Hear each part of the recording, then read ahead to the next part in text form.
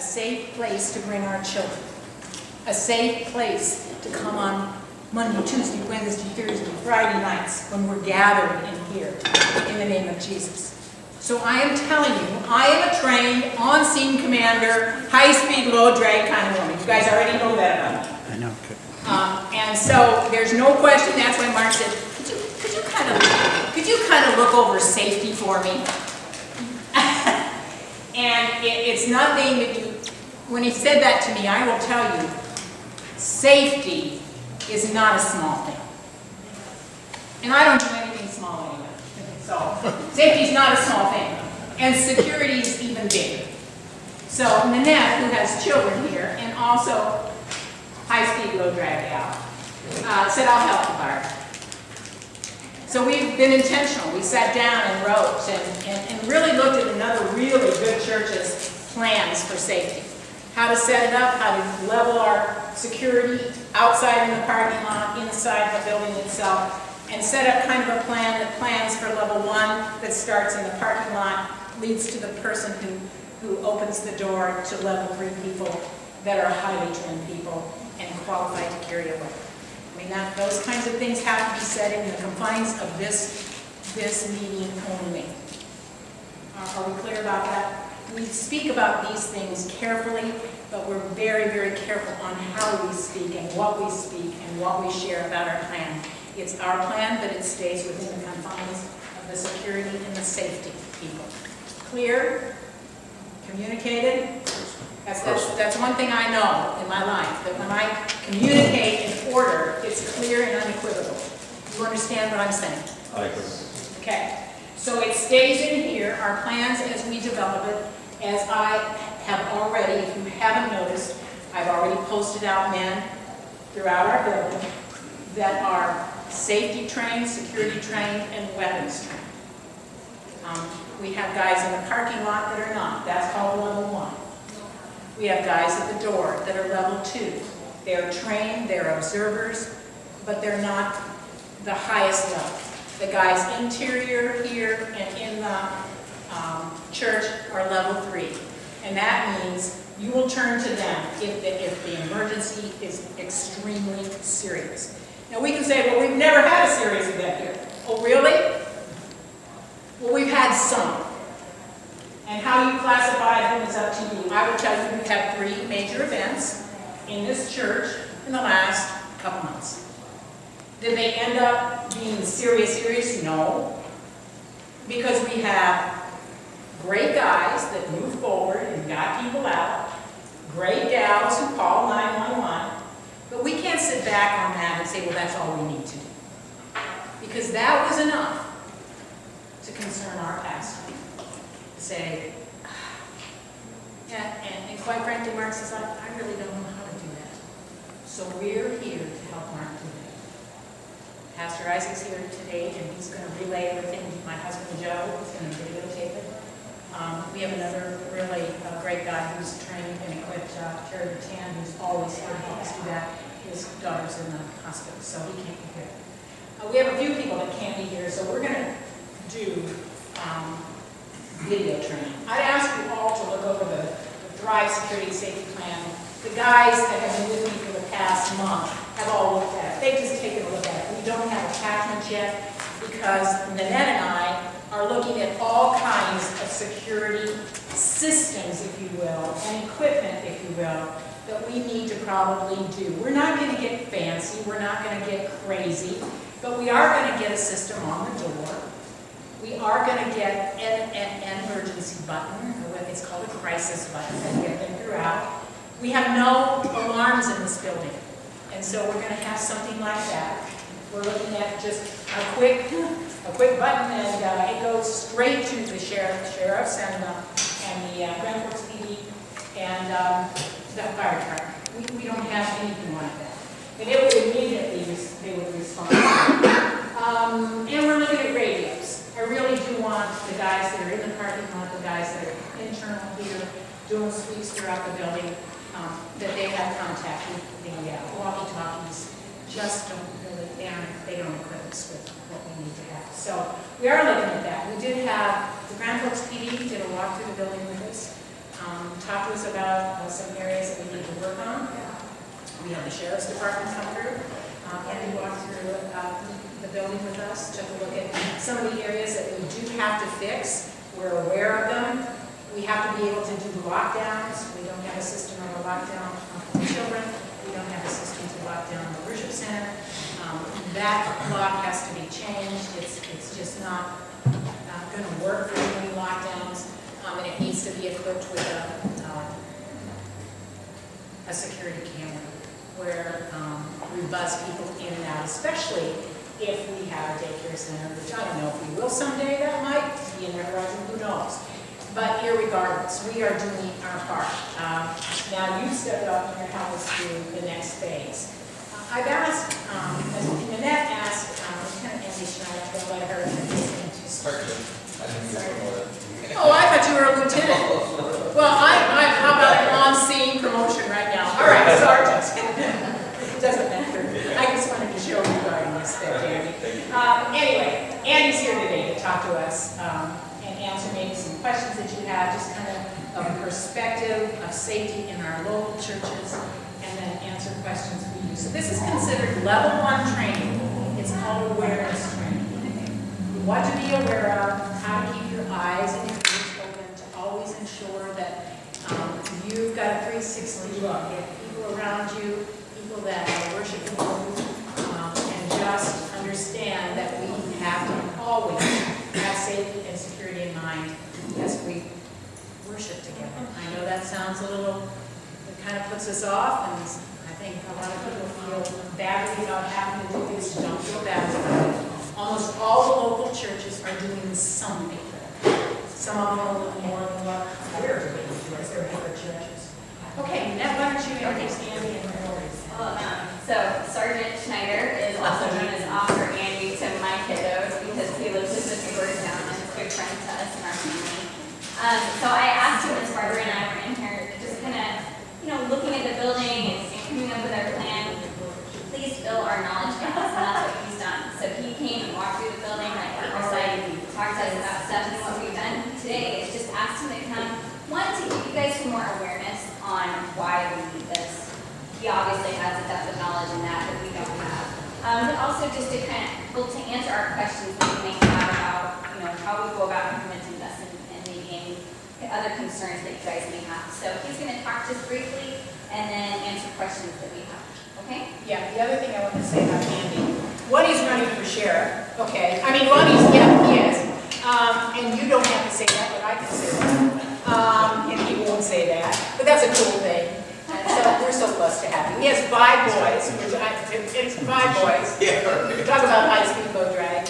And then the other thing, some of you that are already concealed carry license, maybe you had, I think Brad had Andy as an instructor. Those of you that have spoken to me, you want training, you want to have concealed carry training, Andy offers that in the spring. Is that correct? Yeah, we shoot outside, so whenever Yeah. it's warm enough for people to be able to handle a weapon.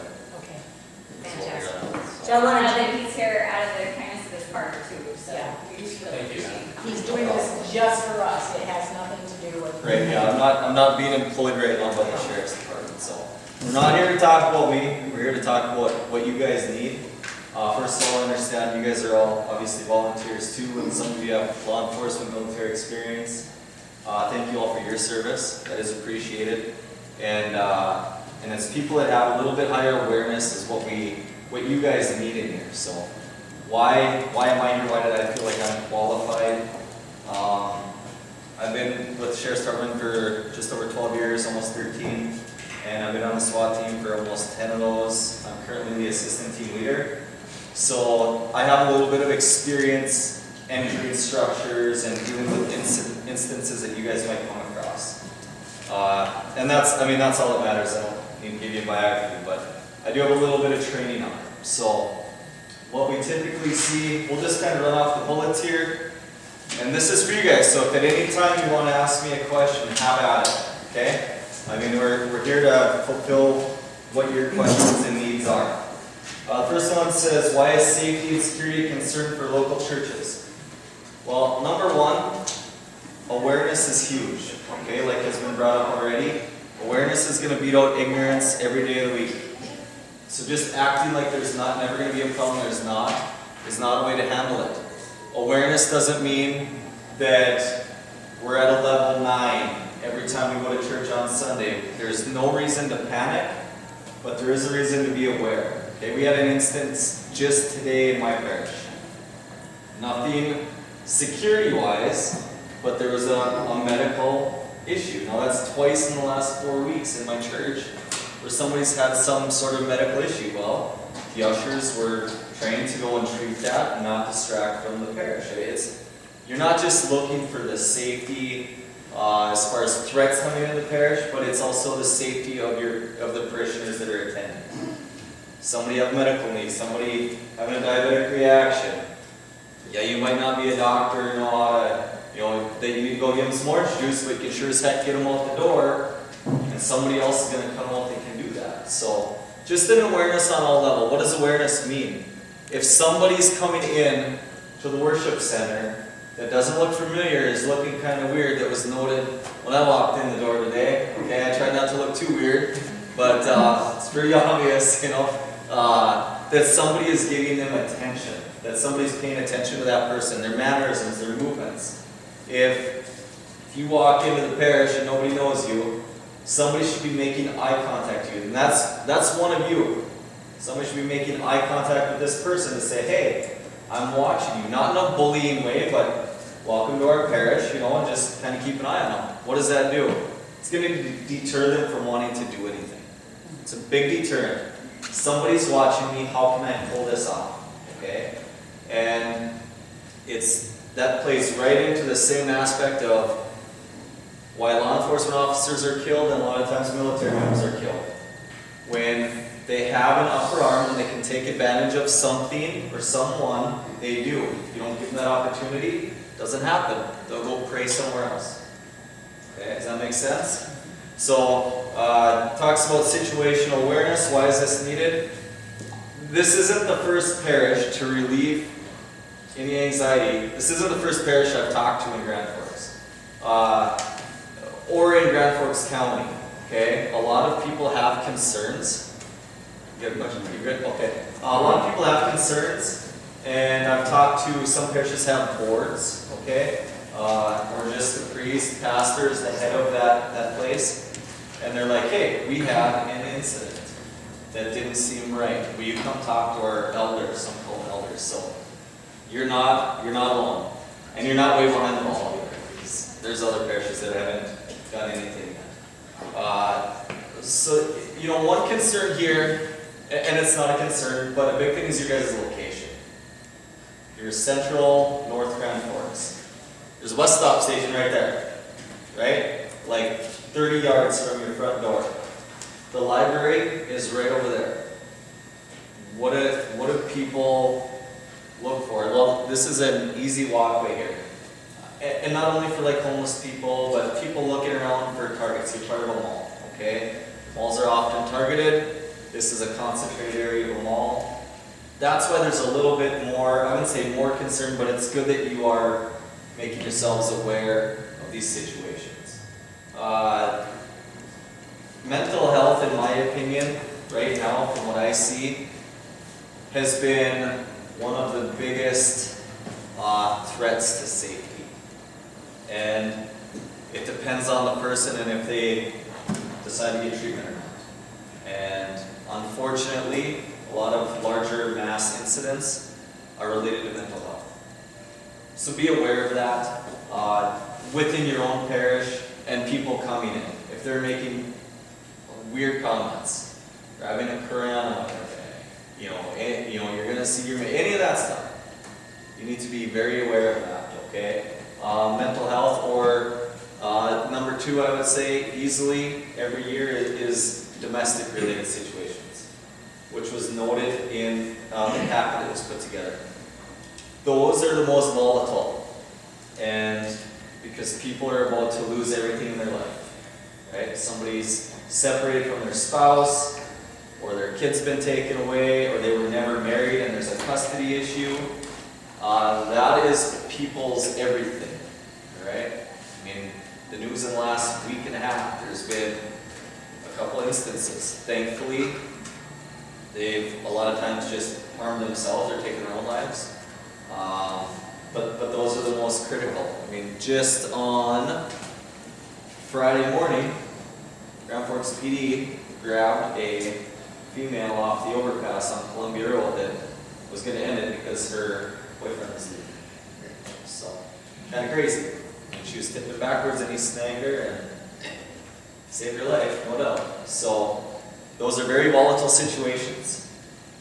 We need to be aware of those instances within your parish, or you guys will know, I'm sure you all have friends or acquaintances in the parish here, just making sure you're aware of these situations.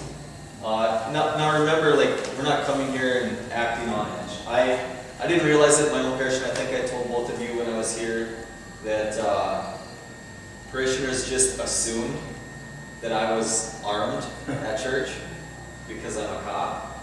And I very rarely carry, only after bigger instances that I've been part of and got some threats I would carry once in a while, but they just assumed that I was carrying it, I was going to save their lives. I'm like, oh, shoot, I guess I better start carrying it. So you're all going to be looking at me, you know, so just if that's any of you, just be aware of that. Sometimes they're counting on you whether you know it or not. So you will be looked at, some of you, depending on what your roles are here. What's the role of the church and its leadership? This can play into actually the state law. Okay, it's up to the head of the parish to allow persons to conceal carry in the parish. Okay, and the state law just changed a little bit, which is more convenient for the parish. Now they can go how it used to be required, but in order to carry a concealed weapon in the church, you need to have a concealed carry permit. Now, it doesn't even need to be from North Dakota unless you guys have a requirement, which I saw you noted a class 1 in there. That's a good idea. Minnesota also requires a shooting course. But North Dakota state law says a concealed carry permit that has reciprocity with North Dakota. And the head of the parish needs to be aware of that, and they need to approve that you can carry. So it is up to the head of the parish, technically. Okay. You used to be required to have to notify the local law enforcement agency, which would be the police department. That's no longer a requirement. If they still would appreciate that, or you are more comfortable doing that, then there's nothing wrong. We've done it. All the men that are concealed carry right now are approved. Okay, good. Yep, and that's just, it's a notification. As of last August, it wasn't required anymore, but it doesn't really hurt anything. The role of the church and its leader, that's the biggest thing, is to make sure that you all have a safe place to come. Thankfully, all of you are stepping up to do that for the parish. So that's huge. Current trends or threats to be made aware of. Some of it is driven religiously, and without, singling out certain cultures, there are people that believe in other gods than we, and some of them believe their culture tells them to attack others if they will not accept their God. So that is one big thing to be aware of. We touched on the other ones: mental health and volatile domestic situations. Those would be, in my opinion, the biggest 3 that you need to be made aware of. It would be very rare for somebody to walk in here and want to commit a robbery or a burglary of somebody with intent to harm the whole parish, especially during a sermon. They're going to be singling somebody out. So, if there's going to be an incident here during Mass, it is going to be more of a large scale. I wouldn't be too worried about single instances. If it was a domestic deal, it would probably be the attacker and the spouse or significant other and anybody that maybe tried to intervene in that. Okay? Those are the things you would need to be aware of. There's not a lot of just random targeted attacks. This isn't, you're not having Kenny Chesney concert or Jason Aldean, that's not going to, I shouldn't say it's not going to occur here, but it's highly less likely to. So you'll have attacks that are more targeted versus random. Does that make sense? Okay. Containing and engaging somebody. We talked a little bit about this a few weeks ago. Somebody walks in and they get through the parking lot, which is the tier 1. They come into the tier 2 area, and there's nothing major going on, and they make it into the parish. We need to just try to talk to them. Hey, I'm here to help you. Come on, talk or whatever. Sometimes you might have to put your hands on somebody to walk them, escort them. Okay. Could you go over that? How much are we permitted to put hands-on? Well, That's the next thing, but I think a lot of us, is how far can we go as citizens? This is. right.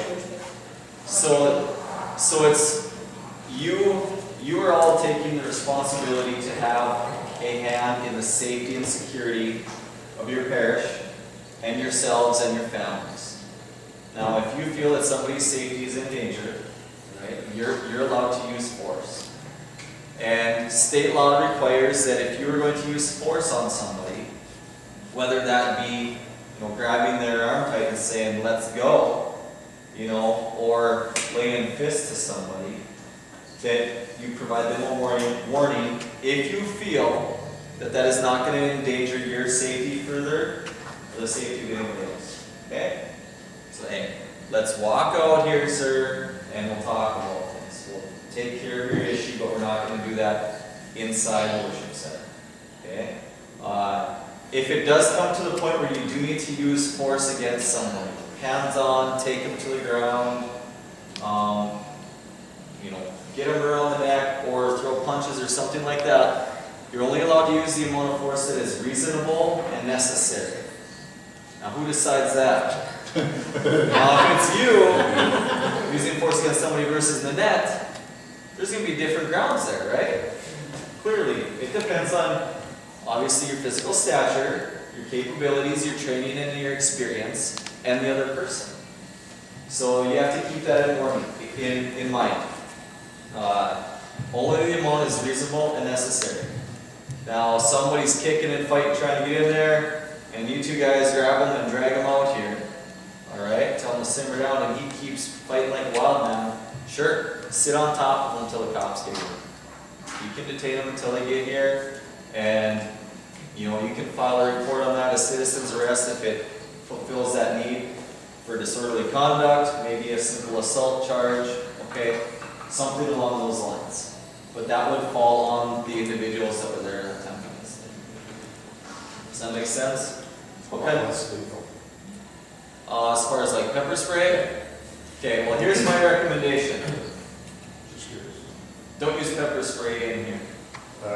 Okay, that's my recommendation. Ventilation, it is able to be cleaned up, but I mean, even if it's like anywhere in here you spray that, it's going to be tingling people's noses for a while. Okay, you will be affected if you spray it. Just keep that in mind. It will affect you, especially in an enclosed environment. So I would strongly advise not to use pepper spray unless you felt it was necessary. Okay. Now, if you've been trained in it, sure, might not be the end of the world. If that's your only intermediate action that you have available because the manpower is not available, then maybe go that route. We talked a little bit about this between the men and I, but just having a simple plastic restraining things, just a couple pair behind the welcome, just in case. We didn't want to use handcuffs. I mean, we know we're not law enforcement, but if somebody really, we had one crazy guy, he was really pretty nutty. And if we couldn't have, the guys were able to get him under control and get him out by the time PD arrived. Putting a plastic restraint. You're talking like flex cuffs? Yes, just something real simple. Right, and that's fine, but just keep in mind, if you're using flex cuffs, they're basically like zip ties, Yes. heavy duty zip ties. You put that on somebody, and they get too tight, and they're losing circulation of their fingers, or, you have to be aware of that. So I mean, if that's worst case scenario, absolutely. I was going to say, it'd be the last thing, and again, I would have guys Right, that are security force that are here, put them on. We know Right. how to do that, so, Yep. I mean, it'd be really, I can't even imagine why we do that, It'd have but to be just pretty in case, extreme. pretty extreme, I mean, I'd recommend, I mean, there's a couple guys in here that are yeah. barely over 150 pounds. Take it. Just sit on them. You know, just pin them down, pin their arms down, and I'm sure a lot of you are aware you control somebody's head. You control their everything. So pin their head to the ground, facing away from you, and they're not going to be able to do anything. And just hold their head down. Don't crush it off the ground, okay? Just once? But Oh, just make sure it gets to the cement, and then just hold it there. Just a subtle reminder. But yeah, I mean, obviously, remember, we can only use the least amount of force that is necessary. It has to be reasonable, so keep that in mind when you're using force. Restraining or escorting people, you know, you guys touched on it in your bulletin. I don't want to contradict anything that you wrote in there, but the biggest thing is, like we talked about, is awareness and how to get these people out of there. What else we got here? Contain, de-escalate. You guys mentioned, or you ladies mentioned, that there is people that are pretty good talkers. I'm sure a lot of you are really good talkers to people. This is a parish. Some easy things to get people out of going into the worship center. That, you know, sometimes attackers or whoever will come in late to a service, or really early to a service, to scope things out or to surprise an act. And something very simple is to have somebody confront them, say, hey, welcome to our parish. Are you meeting here? Are you friends or are you a visitor? And if they say they're a visitor and you think something is not right, you can just let them know that unfortunately today we're having a closed service. It's for members only. And you're more than welcome to come back on Monday, meet with the pastor, secretaries, whoever, and we'll get you registered and familiarize you with the parish. Very simple, respectful way to try to get somebody on. Okay, it's closed service today. I'm sorry that we can't, be at your service, but we're more than happy to have you stop in this week. Very simple, tactful, okay, not disrespectful at all, and it should be understood. So that's one easy way to deter any conflict right off the bat. All right. If somebody's disruptive in the parish, I mean, I'm guessing you guys might cover this on your own basis, or if you want me to later sometime, that's fine, but where you are positioned or seated in the parish, I'm guessing you guys all have your seats in rows, okay? Now, do typically the males want to always sit on the end, probably, or not in the middle? Just be aware of where you're sitting. Are you able to respond in a timely manner as to where you're seated? The end of the row is going to be better than the middle. Clearly, less people to jump over, right? So just kind of be aware of that, and you guys can cover that, or you'll cover that in your follow-up meetings or whatever. But just aware of your situation and where people are. A lot of times, I guess I've never been to a service here, but is it quiet? Is it pretty loud? Okay, people talking throughout.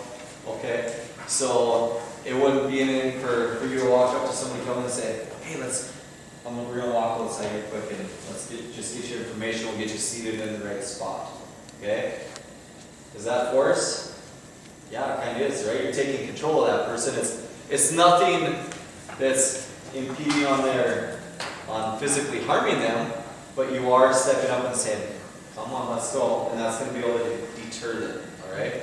Something very easy to do, to get somebody out of the worship center and into an isolated environment. I'm going to interrupt. How many of you were in the service when the gentleman got through the door, through here, in through there, and all the way to he was on the stage.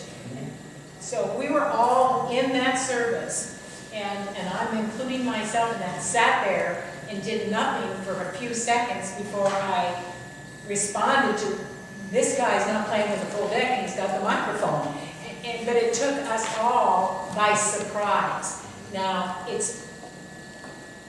again, it was just an awareness, and as soon as we all realized it, then two of the really 2 or 3 guys were on top of that and just escorted him off. But it's how quickly it happens, and that I just really wasn't aware how easy it was for somebody to walk in, literally had a hot cup of coffee, that was his weapon of choice, hot cup of coffee, and then 2 guys that were really trained talked him down off that stage and out, and then into the front area.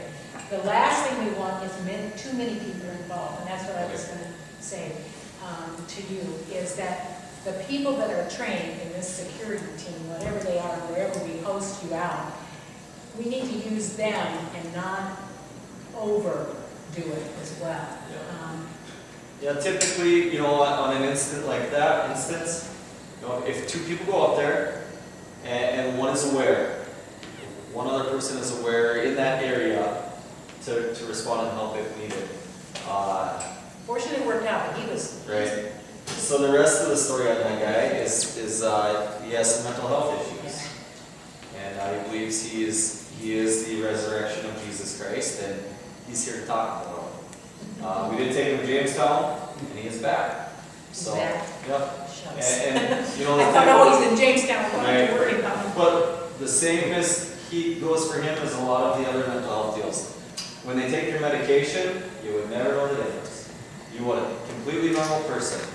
So as long as he takes his medication, it's not anything to worry about. But I mean, it is what it is. So yeah, he's back here. Pray for him. We did talk about what you can do as far as use of force. Now, it depends on what the level of threat is that's being presented. Correct? You can only use the amount of force that is reasonable and necessary. And outside of that, you could be held liable. Now, that is to ensure the safety of yourselves and anybody in the worship center. Okay?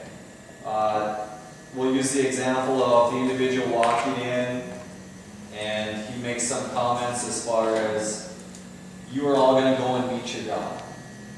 And he reaches into a bag, unzips it, and reaches in there.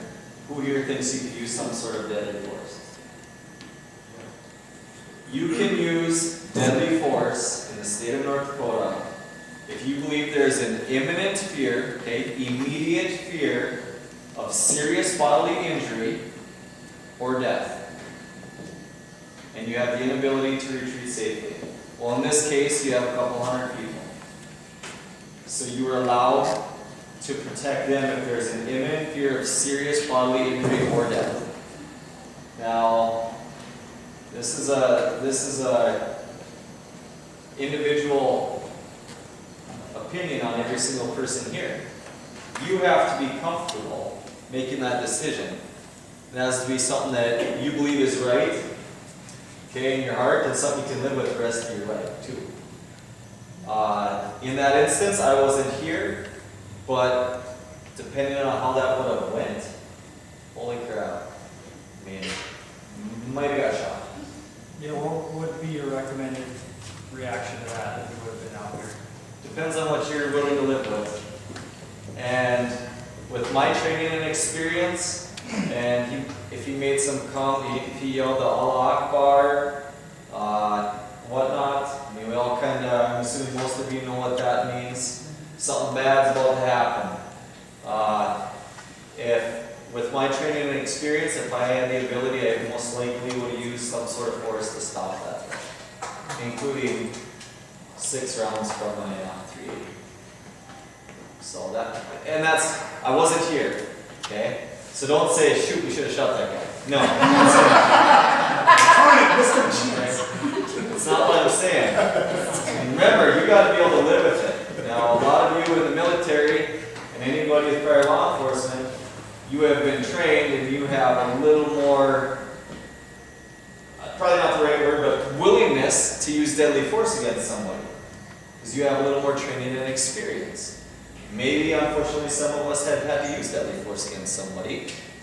And that might have either deterred you to use it again, or helped you realize I did the right thing and I'm willing to save other people's lives.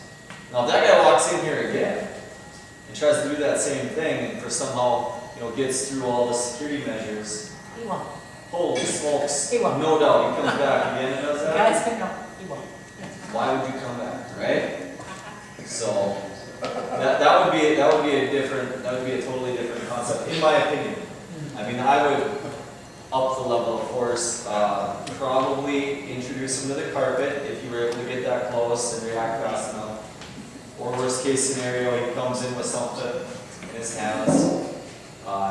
Just keep in mind, if you're going to use deadly force, okay, you have to be in imminent fear of serious bodily injury. Somebody's going to get hurt very badly, all right? Or death. And everybody in danger does not have the ability to retreat safely. And I'll say everybody because we're talking about a parachute. So everybody's safety has to be ensured in that situation. If there's no other amount of force that is reasonable to use at that time, you would be authorized in using deadly force. Alright? If you use deadly force recklessly and or negligently and cause injury to somebody else, now who's in trouble? Whoever used that force. And I'm speaking on the level of deadly force here. So your worst day comes at a worship, a Sunday morning, and you have to pull the trigger. Okay? And you pulled it 3-4 times because if you went through my class 1 training, I tell you to hold the trigger back and you do the reflex and you got 2 quick ones off accidentally and you shot them a couple more times. But you weren't aware of where your rounds were going, and God forbid you hit somebody behind him or next to him or wherever. Okay? Your training and experience is going to come into play in that. Yes, you were doing the right thing, knowing you probably weren't qualified to do it at that time. So your abilities are going to come into play in that situation. Looking inside your worship center there when you walked through it before, me personally, and I think that I'm a fairly decent shot. Okay, I'm alright. I've shot. Go ahead. You guys are probably good too. But I wouldn't feel comfortable taking a shot over half of the distance. I mean, realistically, most of our training is 25 yards and in, and that's a pretty good spread in there. But realistically, for an upper average person with a handgun, 15 yards is going to be a maximum distance. Now, just a little trivial piece for you. Statistics show that your best range day, let's say your best day, you're a 10 out of 10 shooter. You hit all 10 rounds. When it hits the fan and your adrenaline's through the top of your hair and your fingertips, the average shooter shoots 40% of their best range day. So you're going to hit 4 out of 10 times. For an average person, not somebody that has law enforcement or military training or just an avid handgun shooter, okay? 40%, that's statistics. I do a lot of scenario-based training for fellow deputies, SWAT team. We induce stress, and we see that. It's very apparent, even though it's a training situation. Not all the way down to 40%, but we do see that. You just throw in a little bit of adrenaline, and the rounds start to go different ways. So keep that in mind. You have to be able to be accountable for every chemical that you do. And if you're endangering other people's lives, it's not worth it. Okay? So I'm not trying to scare you guys, but you are accountable for every round that flies out on there. Alright? I'm just going to touch on this quick because otherwise I'll forget when we talk about rounds flying out of barrels. Your ammunition does matter. Okay? If you are shooting just a jacketed hollow point, which is your typical hollow point lead chunk of metal wrapped in copper, that is an effective round, okay? And FBI standards have found that that typically isn't the best round. If we try to put it through that Roston auto jacket, the copper is going to rip off of that bullet, okay? It's going to get holed up in there because that's a decent jacket. It'll even do it on this with a sweater and a jacket. That copper's gonna come off, and your lead's gonna keep going in. What does that do? Well, you lose mass and you're gonna lose velocity. You lose velocity and you lose penetration. You lose penetration and you're not gonna get your desired result. Make sense? So you need to shoot the right rounds. Bonded rounds, okay? A bonded round is what you want to shoot, or the Hornady home defense are really good too. Okay, the way that they make those. Bonded rounds, basically what that means is they put a chunk of lead into a chemical bath, and the copper, it sits in there and the copper actually binds to it. It's a 3-day process, and it makes it into one metal. That'll perform through jackets, through glass, through anything. Okay? 12 to 18 inches of penetration is what FBI standards are. Alright? And that's through me or through you. 12 to 18 inches is maximum effectiveness. Consistently through any medians or any barriers. So you're looking for bonded rounds or any home defense labeled round. Never, ever, ever, ever carry a jacketed or a full metal jacket for personal defense. Ever. Okay? You have to deal with a threat out here, and God forbid you need to use deadly force right here and you shoot that guy. It's going to go through him and through that wall and right into the congregation. And you don't know when it's going to stop.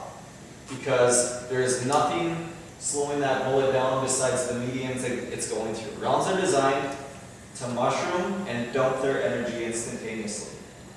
So if you were the threat, okay, and there's 2 victims or 2 hostages or innocent bystanders behind you, I would feel comfortable using my round that I have on you right here. Because I know I'm not putting him in any imminent danger with that round because of its performance.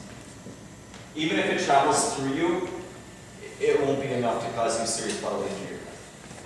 Okay? And I've been to 2 different ballistics trainings, and what that entails is we shoot all kinds of different bullets into the FBI ballistic gel that is similar to the human being through different mediums, t-shirts, jeans, glass, plywood, sheetrock, and we study the performance of those bullets. Okay? And that's why I would be willing to rely on my rounds. They sell them at Shields and Cabela's. You don't need to use them for training. All you're going to use them for is when you're carrying to protect yourself's life, or your life or somebody else's.